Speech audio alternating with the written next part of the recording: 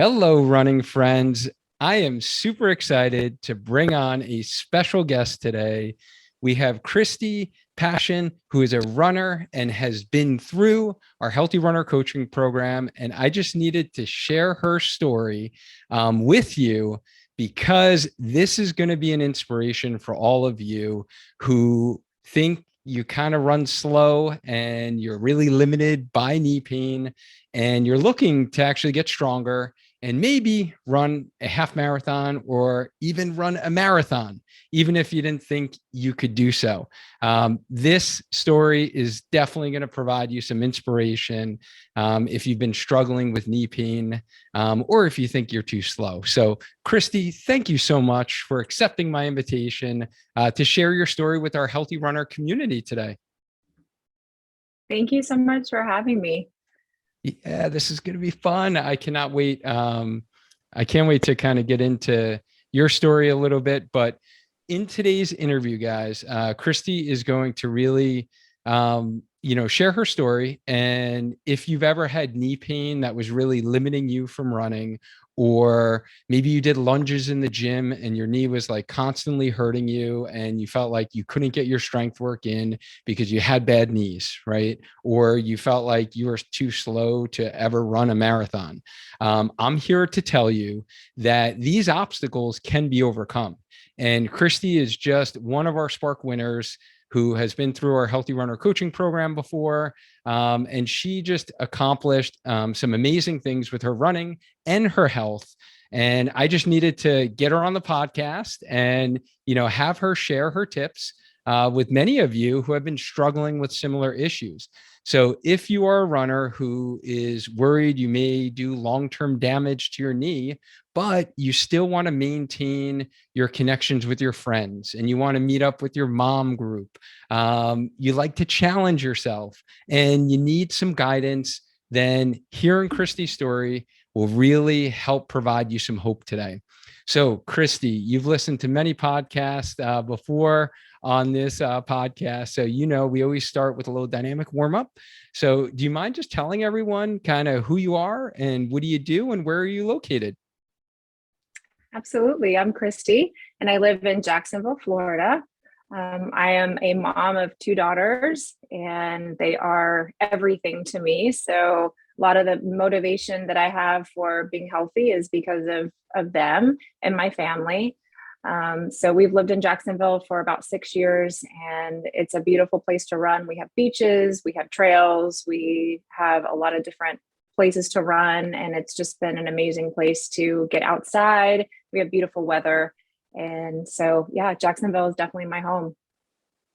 I'm jealous of your weather. As you know, every time we hop on a call, I'm like, I'm jealous. However, your summer was pretty brutal, Yeah, especially for don't be running. jealous.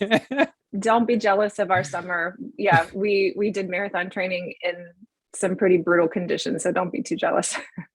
You did, which even makes honestly what you accomplished even more impressive because I remember some of those runs. And even when here in Connecticut, we were like so happy once the calendar like turned to September and October, and it's like, oh yeah, now it's getting cooler. You were like, my Yeah, no. weather's the same. It has not gotten Oh cooler yeah, here no. yet.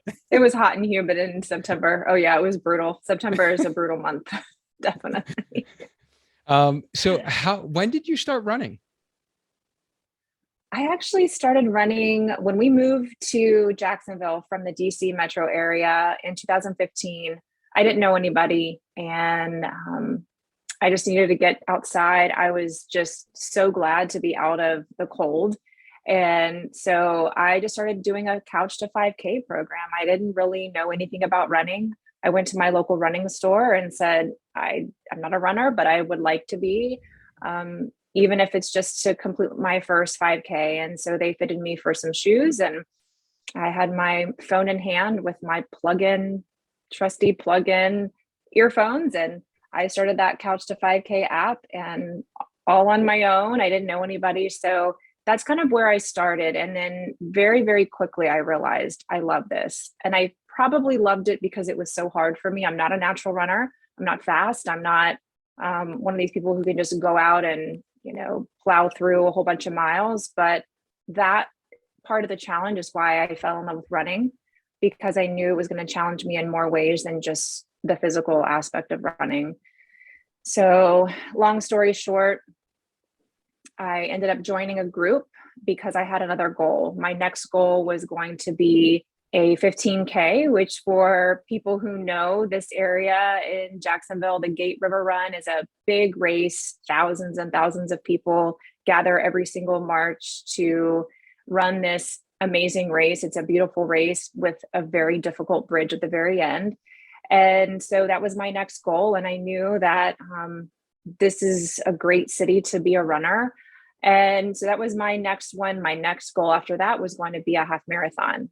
That goal was a little bit too daunting for me to do through an app like Couch to 5K. So I knew I was going to have to get a little bit of help. And I joined an amazing group called Moms on the Run. It's a national group, and we have a very large franchise out here in Jacksonville. And I joined, and I couldn't believe that I actually was able to do and complete and feel great after a half marathon. So that's what really sparked my initial love of running, was that half marathon distance. Nice. I love that. And I'm sure there are many people listening to this podcast who are part of Moms on the Run. And yeah, I hear just such great things about that organization. So that's really nice that helped kind of get you into, right, like being a quote unquote runner, and really, getting into the half marathon distances. Now, prior to starting that Couch to 5K program, you were relatively active, right? You've always been someone who's been active. What types of activities did you participate in? So I think my first love has been the gym life and weightlifting. And that was always something that was important to me. I loved it. I was very motivated to get in the gym, and I loved setting goals for myself, of whether it be a weight goal or a rep goal or whatever it was. And so I've never been inactive. It wasn't like I was completely couch to 5K. I was just a non-runner to 5K maybe, but I loved strength training. I loved weight training and just being active.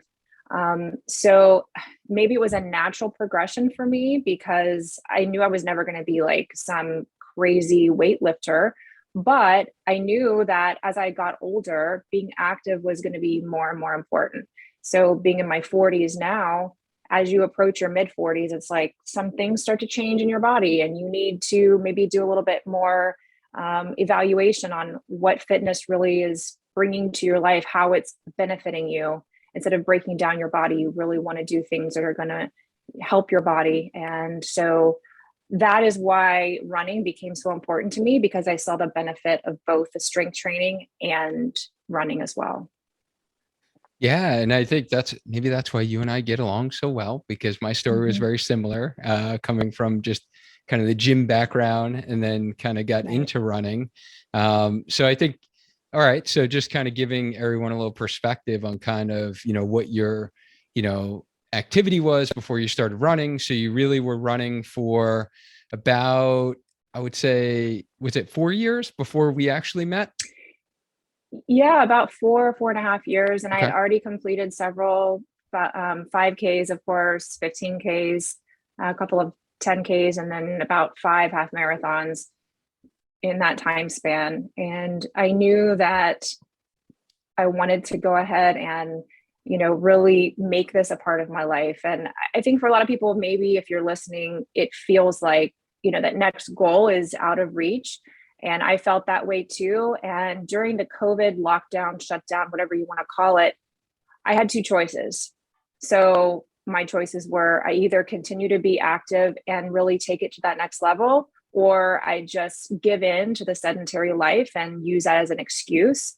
And I chose to cope with activity and making running more of a priority in my life, as opposed to being sedentary. So I started listening to a lot more podcasts. I started doing a little bit more research and really became a student of running. I absorbed, and I was like a sponge. I wanted to know everything I could about the sport and what it meant to other people. And I just loved hearing other people's stories. And that's how I found you. Listening during that lockdown time, we were so isolated from interaction. And I would dabble in, listening to different podcasts here and there, but I kept coming back to the Healthy Runner podcast because I felt like it was so practical and it wasn't really something that I could just ignore it. So I would keep going to YouTube and I would say, okay, I need to look at that exercise again. And, so it was very familiar to me, and I wasn't even injured. I wasn't injured at all during that time. I felt great. I was averaging about 40 miles a week. I felt great. I was running. And so, it's just one of those things where it planted that seed where I felt like I knew you. I felt like I knew the community, just listening and looking kind of from afar. And again, fate kind of set the stage for when I did feel that pain and the injury happened. It was just a natural progression for me to be able to reach out. Oh, that's awesome. I love hearing that, because again, I just think about how the kind of the podcast is this passion project, if you will. And I'm so glad I did it, because if I didn't, you and I would have never met. And again, if COVID didn't happen, obviously there are a lot of negative things that happen with COVID. All of us have experienced in one way or another, whether it's your work, personal life, relationships, whatever. But this was one of the positive things that COVID brought us together. Right. And so let's dive into that kind of scenario that you were facing when you kind of reached out to me. And, where were you at with your running, and what were you kind of dealing with in terms of having some aches and pains? So like I said, strength training has always been really important to me. The group that I was with and still am with here in Jacksonville, Moms on the Run, we have a great strength training program. And my contribution to my injury, I will own it 100%, was overuse. I was getting to the point where I was losing the balance of rest versus running. So I was running too much and not resting enough. And I think a lot of people might be able to relate to this. During that shutdown, we had moments where life was hard, and coping came in a lot of different packages. For me, it was running. And so my body took the brunt of that. And in the moment, I was coping great because I was able to get outside and run, and we were training for races. Florida, we still had races. And so I had a goal to finish last December. I had a goal to do a half marathon PR, and I did. And then even though I was doing the strength training, even though I was trying to maintain some sort of balance, I didn't have a clear plan. And so about 2 weeks after that half marathon, I was so scared to lose fitness that on a Saturday morning, I thought, oh yeah, it's cold. Believe it or not, we do have cold in Jacksonville. And for me, my body does not love cold. And so I went anyway, solo, and did a 10-mile solo run, and a little bit too fast. And the next day I woke up and could barely put weight on my right leg. My knee hurt so bad. So what was a niggle or a red flag became just stop dead in my tracks. I cannot move, let alone run. And so that is what brought me to your podcast again, because I started searching frantically for answers. What do I do? Then I started seeing a PT here. About 4 weeks later, I didn't run. I had a hard time walking. So of course I wasn't running. I went to a PT. She said, you need to go get an eval, get an MRI. And there was some damage. It wasn't real clear exactly what that damage was. And so the suggestion was from an orthopedic surgeon, stop running, find a different sport. And I will tell you, mentally, I fell apart. And I didn't realize how much running really meant to me, and what that activity, how that activity was helping me in other aspects of my life, until someone point blank said, stop running.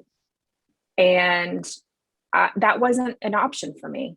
That was not going to be an option for me. I had put so much time and effort and energy, and my social circle was my running friends. And I just needed to find a different way. So I was listening to one of the podcasts about runner's knee and I said, I have nothing to lose. I have everything to gain and I've just got to reach out. And I was very pleasantly surprised that I got a message back pretty quickly, and I've never looked back. And I'm just really grateful that maybe one doctor's version of treatment wasn't going to be the answer, because if I had taken that advice and said, all right, I'll find another way to keep moving, I think I would have really missed out on a lot of amazing things that have happened this year. Wow, there's so much there that I feel like I can unpack. Thank you, honestly, for your transparency and just sharing. Unfortunately, it's not the first time that I've heard this story before. Unfortunately, and I say unfortunately because I do feel that whether it is a physician, an orthopedic, surgeon, a PT, a chiro. So I'm not saying professions, but just any medical professional. Sometimes, or I feel quite often, can jump to conclusions based upon clinical patterns, diagnoses, things that we learn. And hey, I'm an educator, we teach these patterns and you have this diagnosis. And sometimes we instill our personal beliefs in, treatments without actually considering the whole person. Right. And so for you, right, like how important running was to you, right? We have to balance everything. We have to balance, it's all like you're weighing, pros and cons, right? Of you continuing to run, right? Like what is the risk essentially is what you need to look at. If you run, is it true? And is it fact that your knees will get worse? Or am I taking this specific scenario that you're in and I'm kind of extrapolating that to the extreme of saying you can never run again, which is essentially what happened. And I say that a little hesitantly because I don't want that to come across as I'm saying ignore injuries or ignore pain, or there's never an instance where someone needs to stop running. There are, those are very rare though. And they are these rare scenarios that other more interventional treatment is needed, or invasive treatment is needed. But the majority of running related injuries do get better. And they will get better essentially, we know, with time. But the question is, do you want to prevent them from coming back in the future, and get the strategies to kind of be able to do that? But it definitely disappoints me when I hear stories like that, where people jump to conclusions and just say like, oh, you can't be a runner, pick another sport.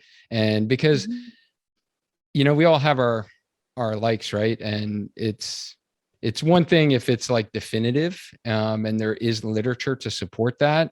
And we actually had a podcast episode with an orthopedic specialist, very renowned researcher and, sports med guy for LA Kings. He's at USC. And, he debunked the myth that running is bad for your knees. And there is no evidence whatsoever that running causes knee arthritis. But unfortunately, that belief is still out there in the medical community by, I don't know, it's more historical and was kind of thought to be the case, but it's not the case actually. And we do know that in running individuals versus sedentary, there is a less of an incidence of knee osteoarthritis. So I guess I just want to, thank you for sharing that. And for someone who is listening, just to give you a little context. And if you do want to go back and listen to the episode that Kristi listened to, is way back in the beginning, episode 33 on the podcast. I just dropped that on Facebook. If you guys want to check out that link for runner's knee, or what we call patellofemoral pain syndrome. And then the other episode that I was referring to with Dr. P was episode 57, which was very, very educational. He shared a lot of great references in there. So that one might be, if, you have been told, running is bad for your knees and it causes arthritis, then you'll want to check out that episode as well, episode 57. So did you wind up, I know you mentioned about the MRI. Did you wind up getting an MRI?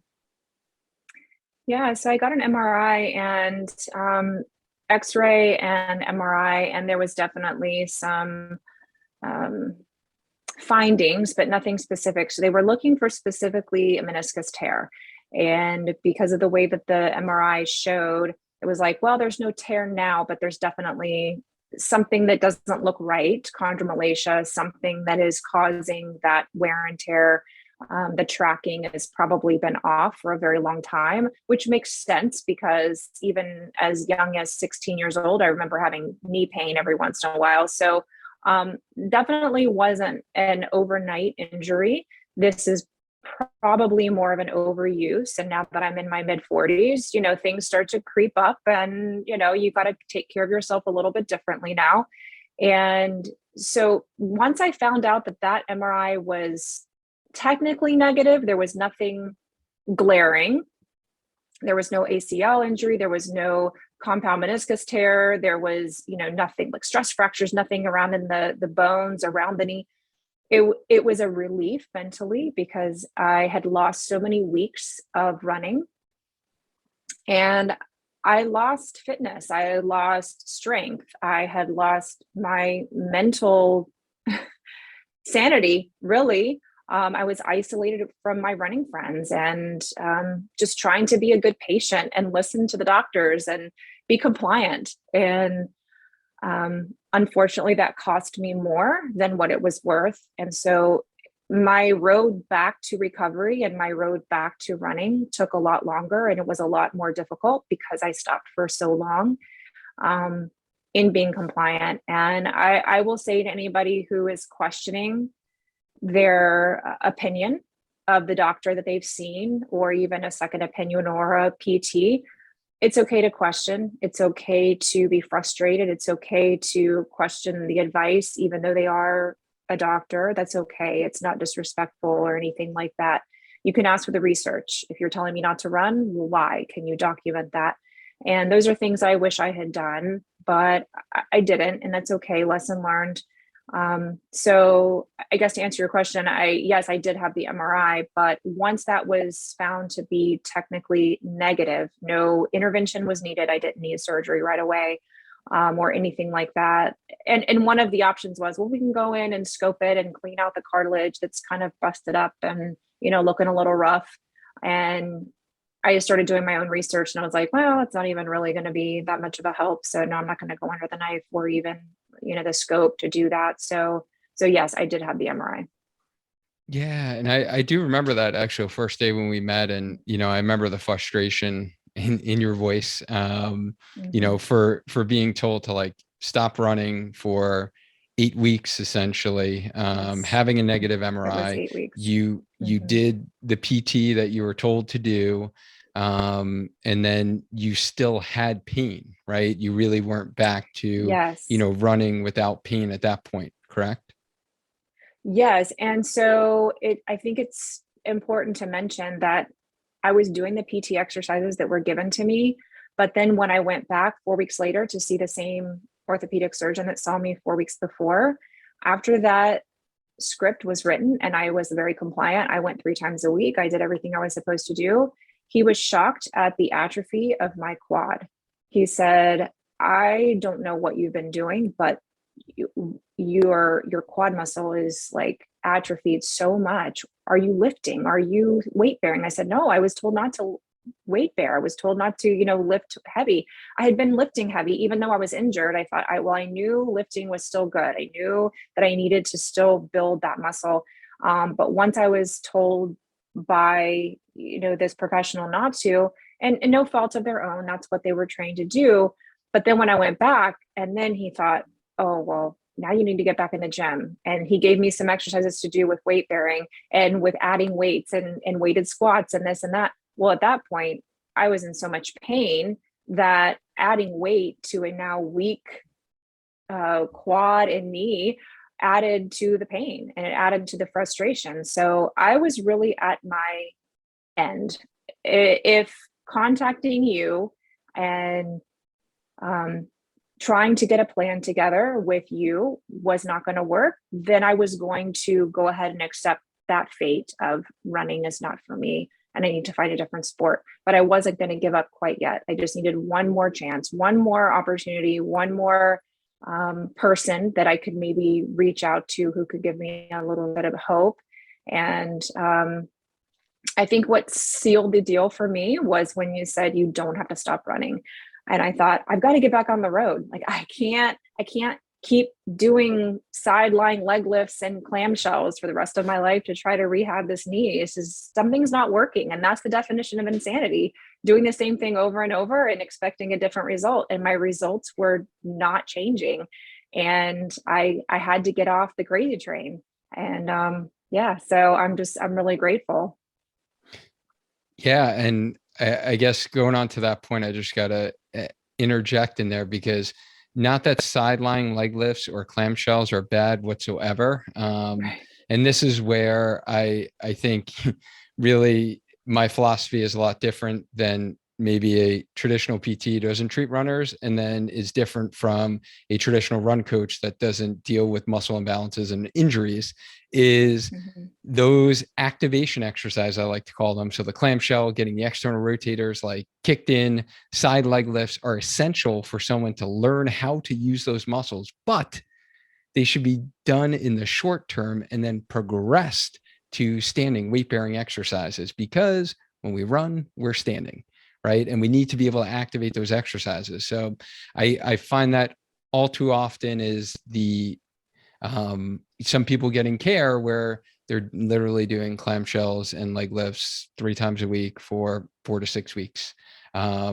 which is definitely a little bit of insanity, as you mentioned, because we need to actually progress in order to get stronger. And then especially if you're a runner and you're standing, you need to learn how to actually use that muscle in a standing position. So again, it's a matter of really bridging that gap between quote unquote rehab exercises and then, hitting it hard in the gym. And how do we do that? Running specific, right? The exercises that are going to help you run better. And that's really, what we had talked about that first day. But, I do have many people that reach out to me, have conversations like you and I did on the phone before we started working together. What made you decide really that it was a good fit, that you weren't going to try it on your own? It sounds like you pretty much had your mind made by this point, that it was kind of like, hey, this is my last ditch effort before I give up all running. But what made you kind of pull the trigger on getting, some specific like individualized guidance on this? Well, because nothing else was working. So it had been, 8, almost actually 12 weeks by that point that I was kind of trying to flounder on my own. And I had even watched some of your YouTube videos. I had kind of put together my own little plan from different resources. And because I am pretty familiar with strength training, I didn't feel like I was a complete novice, but something was missing and I couldn't really put my finger on it. And so once I did just take the risk, really, it felt like a total risk, and send the message, hey, just call me. The worst that could happen is we had a phone call and you say, yeah, this isn't going to be a good fit for you. And then I would move on. So I think what made me really pull the trigger was when we spoke and I realized how easy it was going to be for me to speak to you. You were easily accessible. There was a lot of things that felt very professional about Spark, as opposed to other things that were kind of thrown together ad hoc. And, that was a great comfort for me. If you're going to pay for something, you want it to be professional. It's not going to be something that is thrown together on, somebody's computer at midnight because they felt like it. And so I trusted that your doctorate, dissertation, everything you had done on runner's knee, well, if he can't do it, then nobody can. So what do I have to lose? I had nothing to lose at that point. I had already been told to stop running. And so, I had nothing else to lose and everything to gain. And so, we just went ahead and my husband and I spoke about it. And I said, I just really need to do this. I need to try. And if this doesn't help, if it doesn't work, then okay. And I will check the box and move on. So yeah, I think just having that initial rapport, that first phone call, and just having you listen to me and not, try to talk over me, because I've had that happen before with some other professionals or people, doctors. It's like they just want to cut you off. And I had a lot of questions. I still have a lot of questions. I texted you a lot with questions like, are you sure? Wait, what about this? So, I knew that initial phone conversation was going to be a good jumping off point for the rest of my training cycle that I was about to enter. Yeah. And I think that's a important point there. Is I always definitely like to make sure that anyone that we work one-on-one with in our Healthy Runner coaching program, that, we actually jump on a call and have a conversation, because I honestly don't want people in our program that it's not a good fit, right? So if what we do isn't a good fit, then that doesn't make sense for any of us, right? You're not going to get the result you want. We're not going to feel fulfilled in actually being able to serve our running community. So yeah, these calls are, they're not high pressure sales calls by any means. They're pretty much a conversation and see, like, where are you at? Is it a good fit? Is it a good fit for what we do and how we help runners? And I do remember, us having that conversation. I knew it was a good fit. Was there any hesitations in your mind? I was thinking about that question earlier today. I didn't have any hesitation. I just wanted to get something started, and I was pretty lost in that moment of, after that phone call. I thought, okay, well, now at least I have somebody who can give me a plan. I was mentally tired. I was mentally taxed from a lot of the information that I had been just trying to put together myself. And so it was a relief to be able to step back and put everything in your hands and say, okay, I will be 100% compliant if somebody else can just take some of this weight and some of this frustration and feeling that I'm having. And so that, yeah, no, I really didn't have any hesitation at all. Okay. All right. Well, while working together, what were some of the things that you noticed right away that were helping and that worked well? You had already tried PT for a good 8 weeks. You've been doing some other things. You were dealing with this pain for quite some time. What did you notice kind of right away when you started the program? So right away, I had to stop heavy lifting, which I was terrified. I thought, well, if I stop heavy lifting, then I'm just going to get weaker and I'm not going to be able to remain even at this level of fitness. So I did have to come to my own conclusion that no, I have to, if I said I'm going to trust the process, it's 100% of the process, not the process that I want to trust. It has to be 100%. So I stopped heavy lifting, because during that first phase of strength training, the phase 1 is restoring muscle movement and muscle patterns. And that's what I had lost, or maybe I never had it. I don't know. It's probably more that I never had it. And other muscles were probably compensating. I could do the move. If you were to videotape me, it probably looked like I was doing it, but the correct muscles were not being activated. So phase 1 was vital for me to be able to just start from square one. And that's what I first saw right away, was the activation. It was, oh, I've never felt that burn before. I've never had that sort of feeling when I did this exercise. And so it was that mind-body connection that I immediately realized was going to be a game changer. And so then on top of that, I think the next thing I realized was I could start running again. And that was very freeing. And I wasn't doing damage to my body. I wasn't making an injury worse. I was actually helping myself by getting out there. And they were very short. I remember seeing final surge for the first week of the training plan. I'm going, oh man, I'm back to 3 miles. Like, oh, it was mentally kind of painful.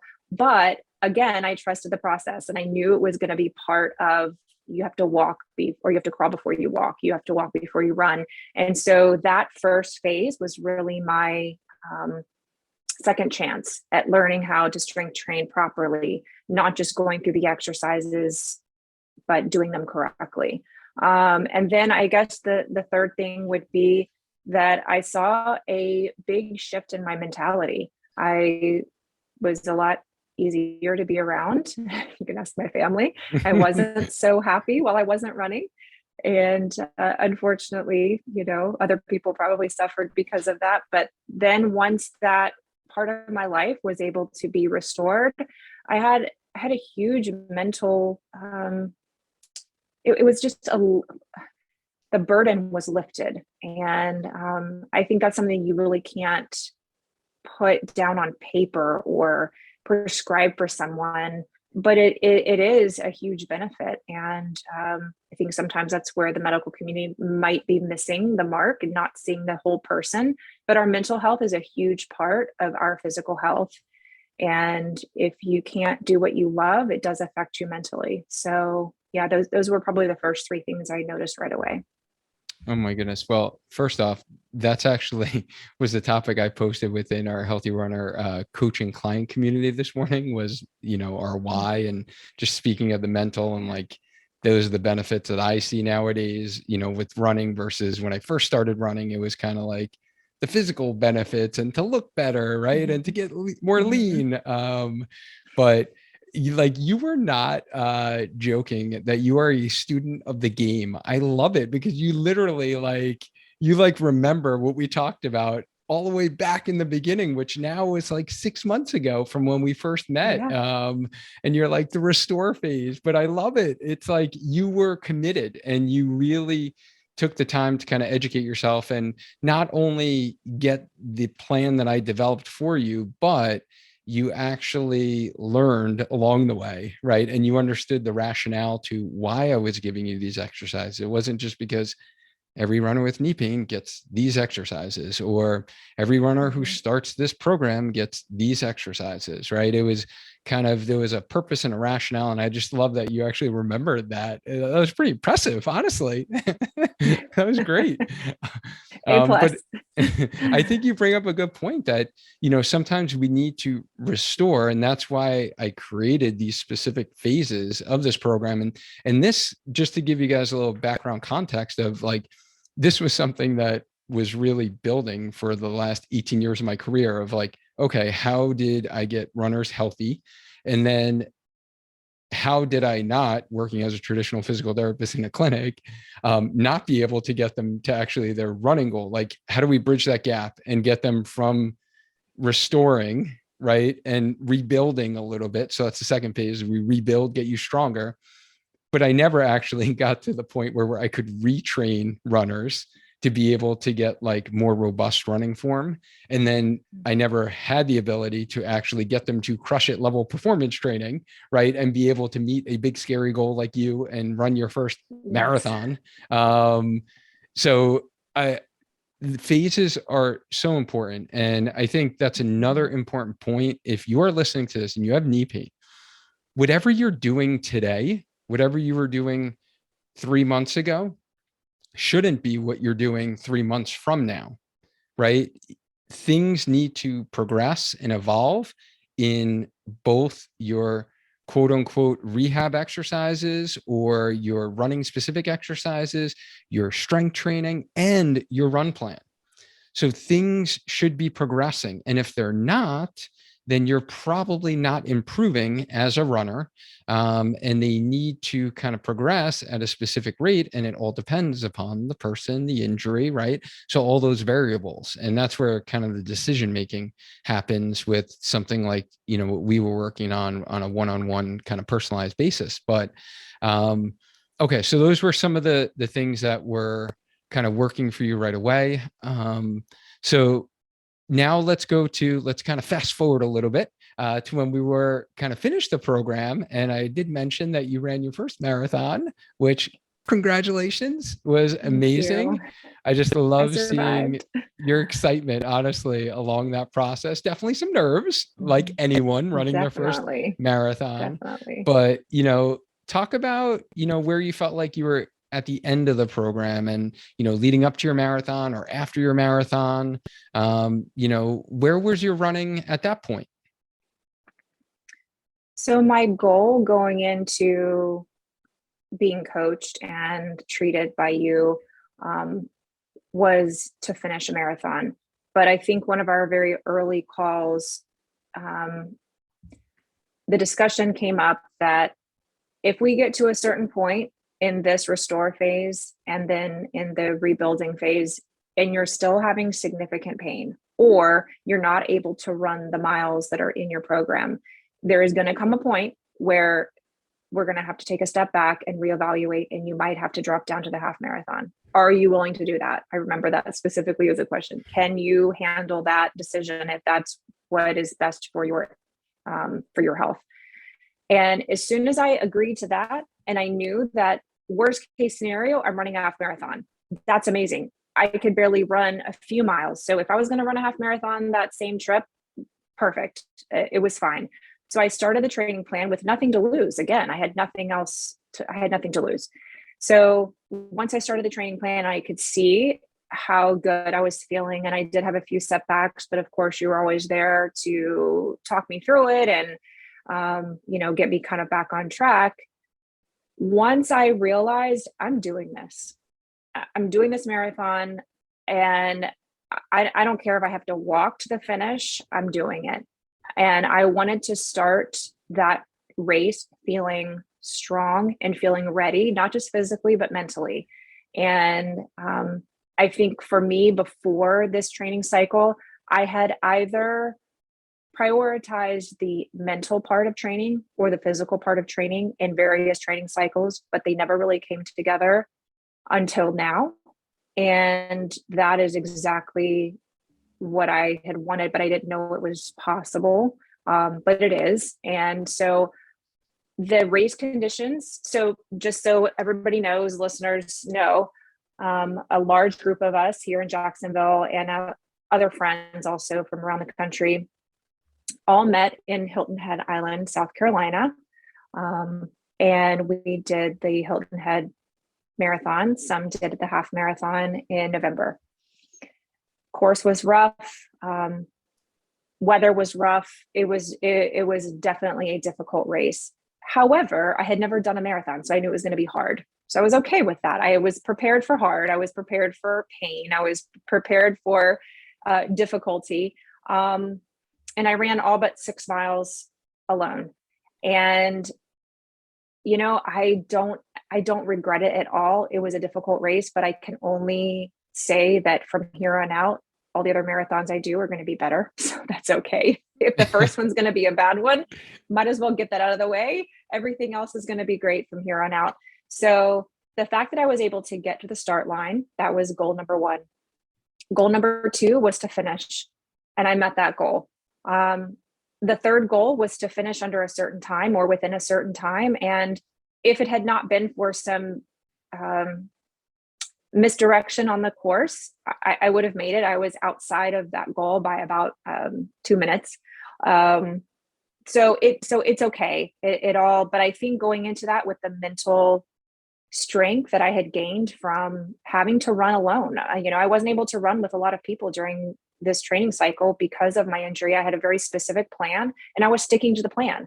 I could not be deterred from the plan by someone else's plan that they were doing, even though they were a friend or someone else in my running group. I had to stick to it.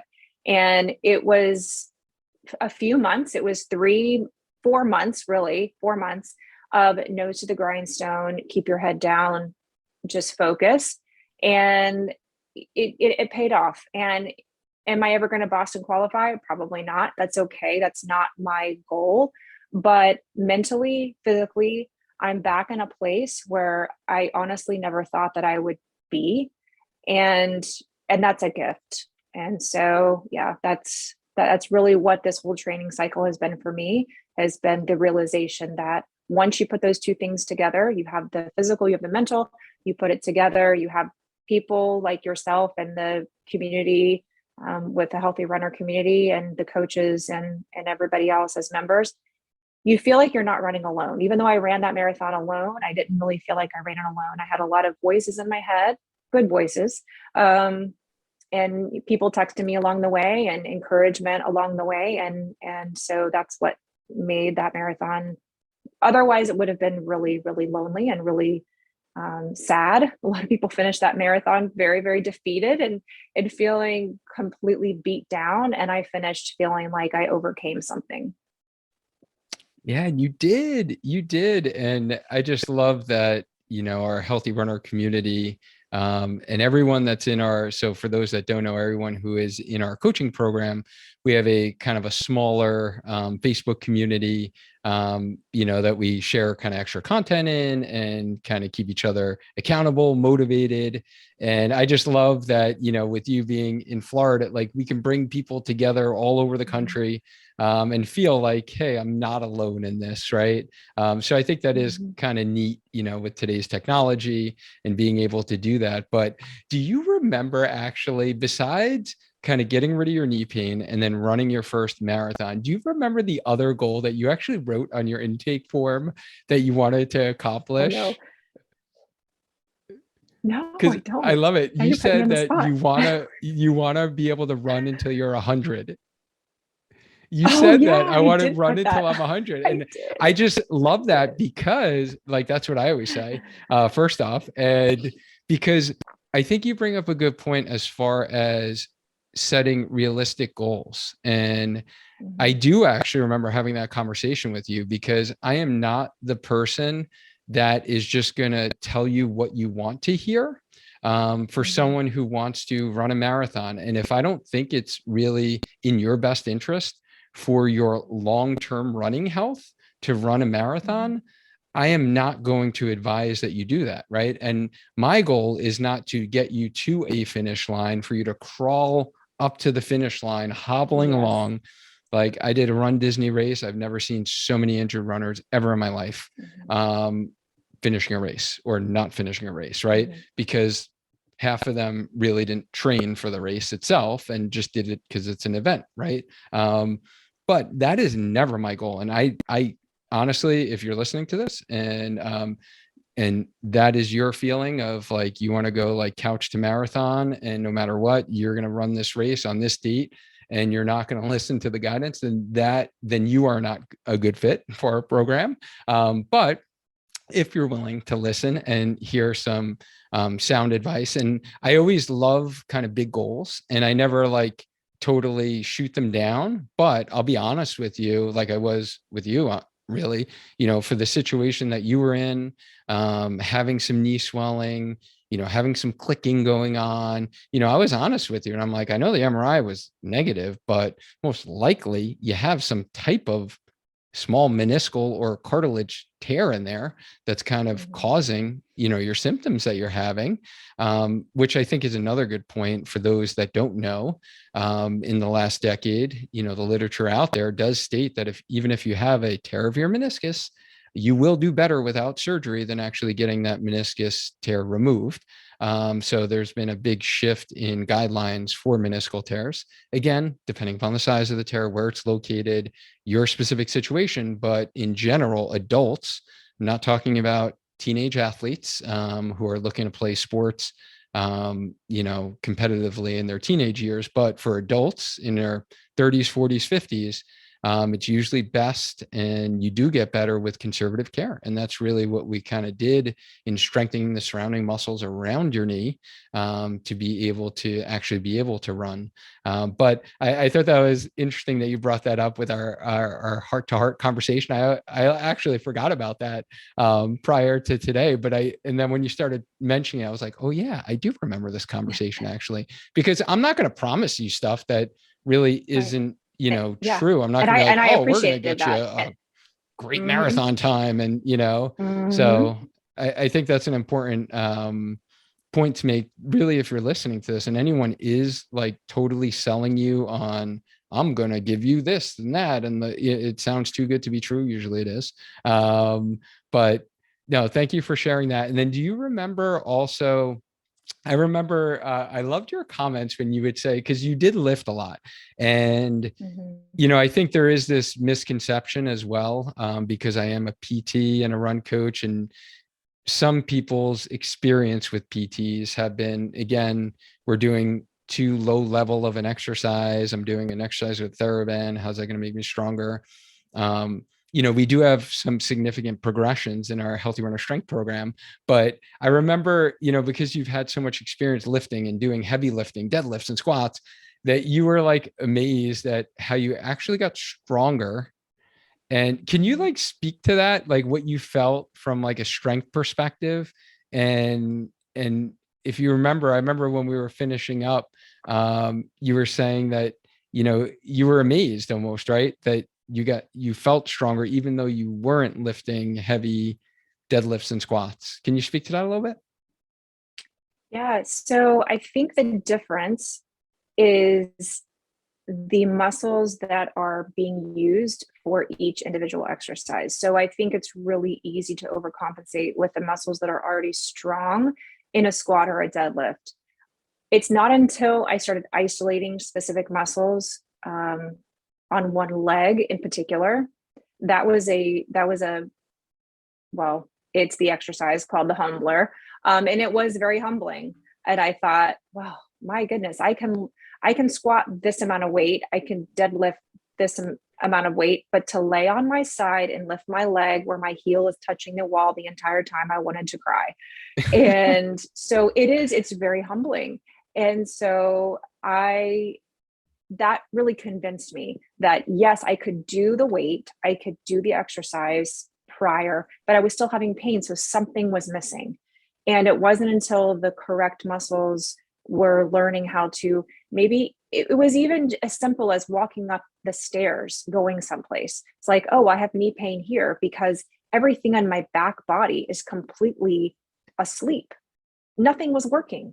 On my right side, especially, it was almost impossible to activate those muscles. And so, until I went through those several weeks of taking out some exercises like the heavy lifting and then replacing it with something that is going to actually get that muscle function back, I can't heavy lift until I got that restored. And so I'm excited to start back heavy lifting. I love it. I look forward to it, but I knew that it was going to have to be something that was down the road, next goal. Um, that had to be something in the next goal after the marathon, and that's okay. But that was the biggest difference, was seeing some of those isolations with the bands and even without the bands. Just being able to do a few exercises and feeling the shake, feeling the burn, feeling the fatigue so quickly with very little or no resistance whatsoever. Yeah, and I think you bring up another good point is training phases, right? And being able to have Mhm. different phases of your training. I myself actually did my first set of weighted front squats this morning in the gym, and it felt Yes, good. It felt good to love do it. that. So now that you've accomplished this amazing feat of running a marathon, how has it affected your life? It's hard. I think it could be a whole podcast of mental health, but this whole pandemic has really been difficult, and it's affected people in different ways. And running has been one of the ways that I've been able to cope with the stressors of how our world has changed. And I know my world hasn't changed quite as significantly or as drastically or maybe as painfully as some others, but it's still, everybody has been affected by this. So I think by having something to focus on, a healthy goal, to find balance with my family, with my fitness, with my friends, all of those aspects of my life, to be able to learn how to put all of that together in a way that is sustainable going forward long term, and not just for a short term goal to say I did it, check the box. But now this is my life. This is what I do, and it brings fulfillment, it brings joy, it makes me a better mom, it makes me a better wife, it makes me a better friend. And so that's really what I think this whole experience has done for me. Yes, I finished a marathon, but it was so much more than that. Um, And yeah, so I think that going into it, I had very specific goals, but I never thought that the benefit was going to have the ripple effect that it did in other parts of my life. And that is exactly why I do what I do. I just love hearing how much running, impacts, and it is beyond the medal, beyond the time you get on the clock.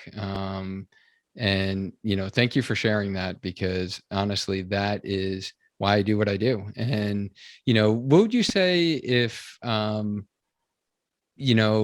was considering working with either myself or one of our Healthy Runner coaches in our program, what was most helpful for you as you were going through this program? I think just to have someone who was there.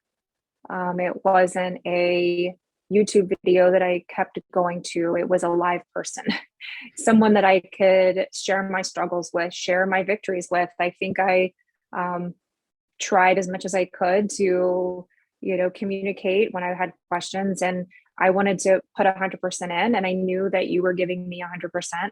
And I think if people are hesitant, and if you're listening and you are hesitant, I get it. I sometimes didn't feel like it was maybe something that I deserved as a runner who was just doing it for their own health and maybe even a hobby.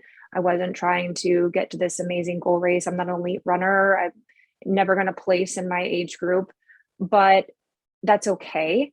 So if you're having any hesitation, and that's where your hesitation is coming from, the thing that makes this program so different is that the coaches do specialize in keeping people healthy for a long time. And it's not just to get you to this goal, running your body into the ground in order to say that they were the coach that got you to whatever goal race you were in. So, and you're worth it. I think that's sometimes hard for a lot of people, especially if you're a mom or even a dad. Other things in your life are going to take precedent. They're going to take priority. They're going to take resources, time, and financial resources away from maybe what you want to do. But I think that when we prioritize our own health as the caretakers of our home and of our household and our families, it makes you better. It doesn't take away from that. It actually makes you a better parent. It makes you a better friend. It makes you a better spouse. When you can make your goals a reality and you can feel strong and your mental health is intact, I think everything else follows. Well said. Well said. So in our final stretch, if you could change one thing about the misconception of either running with knee pain or running your first marathon, what would that be? I think probably to realize that you don't have to stop running. You don't have to completely do the old school RICE technique. Rest, ice, compression, elevation can only last for so long. And once you've done that, the misconception, unfortunately, as well, 4 weeks wasn't enough. Now maybe let's make it 8.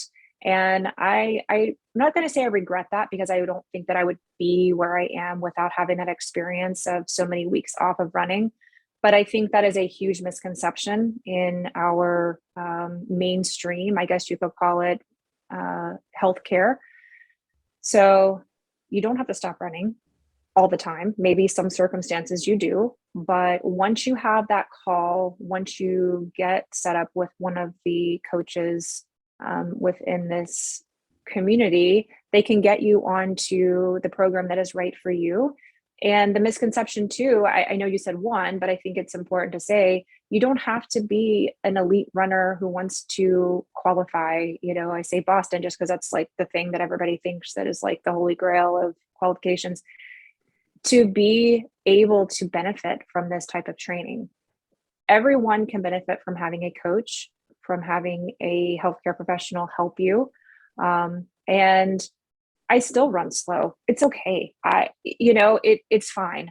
That is no longer my main goal. And so the misconception that you have to be a fast runner already in order to be worth the coach's time is 100% not true. You are worth their time. You are worth their effort and energy if you put 100% into it also. Good points all around. And I'm never one to only stick to 1 point. So you're allowed to get 2 points in there. So, guys, if you are struggling with nagging knee injury and you've been told maybe you're just not meant to be a runner, or like your friends say to you, do you really think you should be running a marathon? Or don't you know running is bad for your knees?